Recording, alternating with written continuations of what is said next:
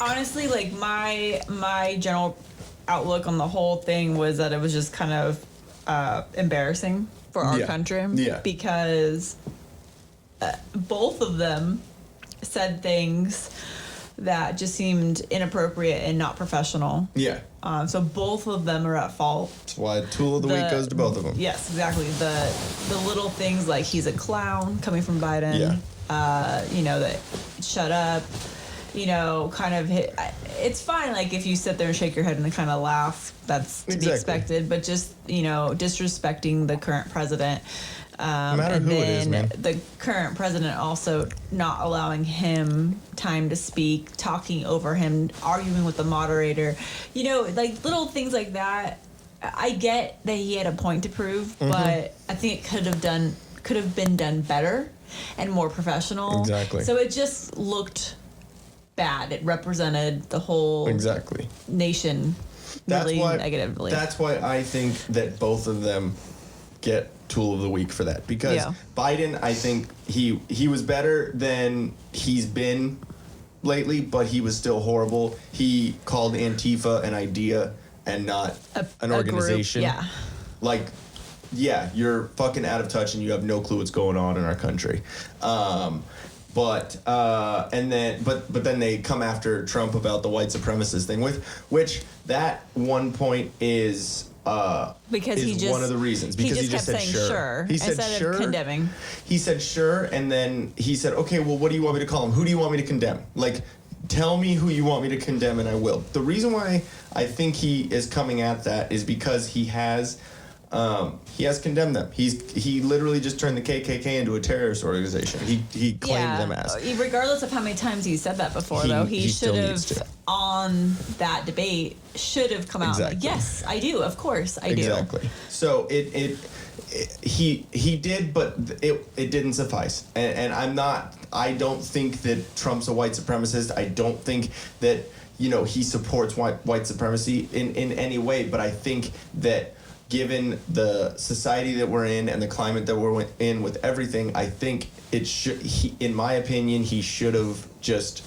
Well, he should have phrased it better too, because like we talked about before, it was awkward how his quick little phrase that he said was stand down and stand by. He said, stand back and stand back and stand by. Was it stand back? I think it was stand down.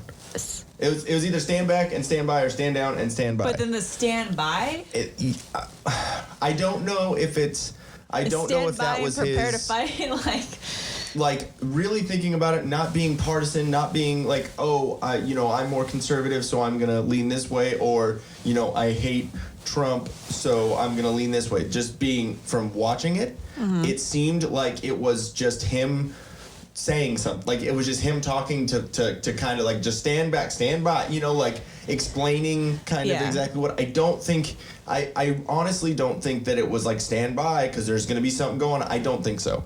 But some people are coming at him saying that he didn't denounce white supremacy, and now he's telling the Proud Boys, who their chairman or the leader basically the of the Proud Hispanic, Boys, right? He's black Cuban. Oh, okay. Yes, like so.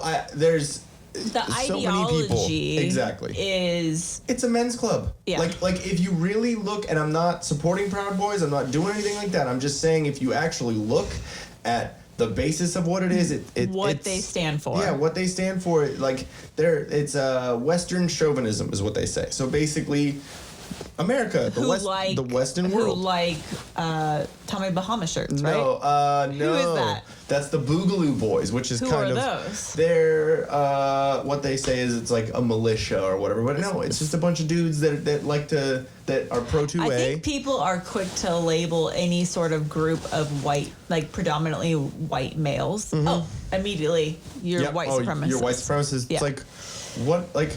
Okay, well, what? Like a bunch of black dudes like together? Like, what is that? Is that black supremacy? Yeah. What do you? The double standards and all this is crazy. But what I'm basically saying is that I don't personally think that Trump was saying stand by as in a like be prepared marching order. Yeah. I don't think that. It's just it's a little stretch. I can understand how if someone doesn't like Trump, I get that. On that point, there was something that I subconsciously came to the conclusion of, and it was right. It was right after the debate, and I was watching Joe Rogan talking about it, and he said, like directly out of his mouth, he said Trump supporters and Trump haters, explaining two sides of the country. Mm-hmm. Okay, just on a basic level, it should be Trump supporters and Biden supporters, not Trump supporters and Trump haters. Mm-hmm.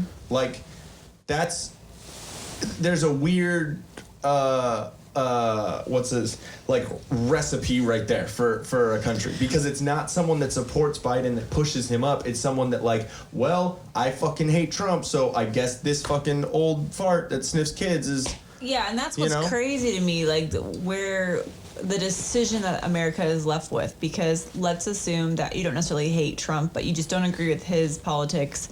So, you're predominantly Democrat, and you're looking for a good Democrat representative. You guys don't really have one, so that's unfortunate, though. Exactly. Like, and when you think about it, like, put yourself in their shoes. Like, what if you have somebody that is not, let's say, a radical Democrat? That's how I'm going to call it. Like, exactly. Somebody who sees Trump, doesn't agree with him, but chooses to go on the other side. But you really don't have a candidate that you feel comfortable backing. That sucks. Mm-hmm. And I mean, there's a lot of Bernie bros that 2 elections in a row, they've basically stolen it from him. Mm-hmm. And it was literally leaked in emails saying that Hillary rigged the fucking DNC in 2016, so she would be the candidate and not Bernie. Mm-hmm. Like, if you don't see the hypocrisy and the corruption on that side, it's pretty dang apparent. I'm not saying that Republicans and conservatives are perfect and everything, but I mean, it seems a little less. Just saying. You know what? Here's kind of how I look at the situation that we're in right now. The movie Dodgeball. You have what is it? What is the... There's Average Joe's. The Average Joe's Gym. Globo Gym. And Globo. Mm-hmm. Okay. Globo is kind of White the Democrats.